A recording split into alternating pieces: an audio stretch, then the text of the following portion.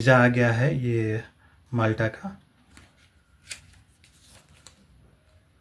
और ये वीडियो देख के आपको कैसा लगा? ऐसा लग रहा है ना, इसी कंसल्टेंसी ऑफिस को हम पासपोर्ट दे दें और पैसा दे दें, ये हमारा वीसा जो है दिलवा देगा।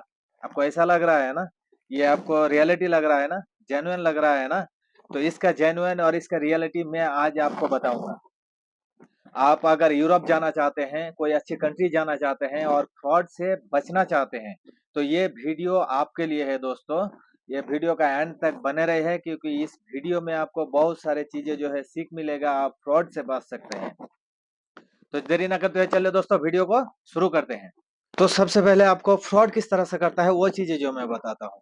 तो आपको बताता हूँ कि कंसल्टेंसी जो फ्रॉड करता है उस पे जाने से पहले मैं आपको कुछ चीजें जो है वो क्लियर कर देता हूँ। आप अगर कोई भी कंट्री जाना चाहते हैं, चाहे विजिट वीसा पे हो या वर्क वीसा पे हो या तो फिर स्टूडेंट वीसा पे हो, ठीक है। कोई भी वीसा पे जाते हैं, जैसे वीसा का अलग अलग कैटेगरी होता है, कोई भी वीसा पे आप जाते हैं तो अलग अलग डॉक्यूमेंट रिक्वायर होता है।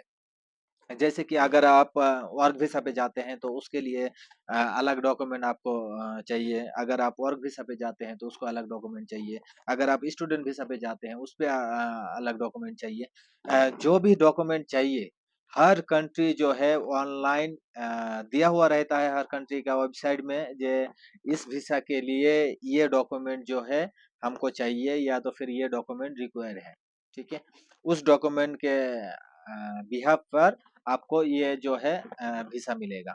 आप ऑनलाइन किसी भी कंट्री का वेबसाइट में जाके, जो कंट्री में आप जाना चाहते हैं उसका कौन सी वीसा में क्या क्या डॉक्यूमेंट रिक्वायर है आप चेक कर सकते हैं। ये बात आपको मैंने क्लियर कर दिया, ठीक है। अब चलते हैं एजेंसी के पास। अब दो दोस्त, आप गए एक एजेंसी के पास। उस एजेंसी के पास जहां से ऑलरेडी आपका कोई दोस्त गया है, ठीक है, यूरोप का शेंगन कंट्री में कोई ऑलरेडी जा चुका है, आपका कोई रिश्तेदार हो, आपका कोई दोस्त हो, आपका कोई रिलेटिव हो जो ऑलरेडी जा चुका है, आप उस कंसल्टेंसी ऑफिस में गए, ठीक है, दो दोस्त एक साथ। उसके बाद उनको बताया जे भाई हम विजिट वीसा पे जाएंगे, हम विजिट वीसा पे रोमानिया जाएंगे। रोमानिया गवर्नमेंट विजिट वीसा के लिए क्या क्या चीज मांगता है आपसे? एक पासपोर्ट, उसके बाद पासपोर्ट साइज फोटो, उसके बाद बैंक स्टेटमेंट, उसके बाद आपका एनओसी लेटर, उसके बाद आपका जो है प्रॉपर्टी का पेपर, ठीक है। प्रॉपर्टी का पेपर यानी आपको जो रजिस्ट्रेशन पेपर है वो नहीं चाहिए, उसका वैल्यूएशन कितना है वो निकल के आपका कोर्ट से जो है वो ट्रांसलेट करके वो चाहिए, ठीक है। तो ये चीजें चाहिए, ये एग्जाम्पल के तौर पे मैं आपको बताया, ठीक है। उसके बाद कंसल्टेंसी आपसे क्या मांगता है? कंसल्टेंसी आपको वही चीजें बोला, ठीक है। कंसल्टेंसी आपको वही चीजें बोला जो आपको ये डॉक्यूमेंट जो है वो चाहिए, जो आप ऑनलाइन देखा, ठीक है, सर्च किया, सेम चीजें जो मांगा। आपको लगा जो कंसल्टेंसी ऑफिस जो है जेन्युइन है, मेरा दोस्त भी गया है, हमको भी भेज देगा, अच्छी बात बोलता है, जेन्युइन बात बोलता है, जो जो चाहिए वो बोलता है, ठीक है।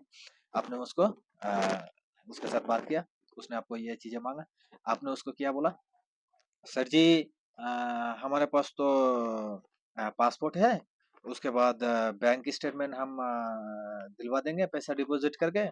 उसके बाद एनओसी पेपर तो हमारे पास नहीं है सर, और कुछ पापा का जमीन है, और उसका जो है वैल्यूएशन निकल के उसका मैं दे सकता हूँ, लेकिन एनओसी लेटर नहीं है और बैंक स्टेटमेंट वो सही तरह से नहीं है, उसमें पैसा डाल के हम स्टेटमेंट निकल के दे देंगे।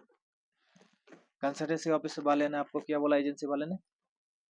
ठीक है जी, हो जाएगा, टेंशन ना करो, फिक्र न को, हो जाएगा। एनओसी लेटर जो है वो हम आपको करवा देंगे, उसके लिए आप को 5,000 एक्स्ट्रा चार्ज लगेगा, ठीक है। हमारा जो फीस है 50,000 है, और जो आप एनओसी पेपर करेंगे तो उसके लिए 5,000 जो है एक्स्ट्रा लगेगा, हम करवा देंगे, ठीक है। आपने क्या बोला? अच्छा जी, फिर ले लीजिए 5,000, उसके बाद जो है हमारा काम करवा दीजिए। बैंक स्टेटमेंट सही नहीं है, सही हम करवा देंगे, ठीक है। एनओसी लेटर नहीं है वो हम दे देंगे। आपके पास प्रॉपर जो है डॉक्यूमेंट नहीं है, और जो डॉक्यूमेंट नहीं है वो डॉक्यूमेंट जो है कंसल्टेंसी खुद बोला आपको ये चीज जो है हम करके दे देंगे, आपका वीसा आ जाएगा, कोई दिक्कत नहीं होगा, आप टेंशन नहीं लीजिए, ठीक है। आपने उसको फीस दिया, डॉक्यूमेंट दिया जो है आपके पास, आप दे दिए उसको, ठीक है। अब चलते हैं आपका दोस्त के पास। आपका दोस्त को सेम डॉक्यूमेंट मांगा आपका दोस्त से, ठीक है, जे ये चीजें चाहिए, ठीक है। आपका दोस्त ने किया क्या, उसके पास बैंक स्टेटमेंट अच्छी तरह से था, वो दे दिया, एनओसी लेटर था, वो दे दिया, जो प्रॉपर्टी सही थे वो दे दिया, स्टेटमेंट भी सही है, जो जो डॉक्यूमेंट रिक्वायर है पूरा डॉक्यूमेंट है A to Z उसने भी दे दिया, ठीक है। आपने दोनों उसको दे दिया कंसल्टेंसी ऑफिस को। कुछ दिन बाद जो है आपका वीसा नहीं आया, आपका दोस्त का वीसा आ गया। आप हमको ये बताइए, आप उस कंसल्टेंसी ऑफिस को फ्रॉड कैसे बोल सकते हैं? बोल ही नहीं सकते हैं। क्यों नहीं बोल सकते हैं पता है? क्योंकि आपका दोस्त का वीसा लगवा के दिया है। लेकिन उसी कंसल्टेंसी ऑफिस ने, वही एजेंसी ऑफिस ने आपके साथ फ्रॉड किया है। कैसे किया है जानना चाहते हैं? क्योंकि आपका वीसा नहीं आएगा ये बात उसको पता था, मालूम था, वो आपको बताया ही नहीं है, ठीक है। वो आपको बताया नहीं है कि आपको वीसा नहीं आएगा, आपका वीसा नहीं मिलेगा, ठीक है। क्योंकि आपके पास प्रॉपर डॉक्यूमेंट नहीं है।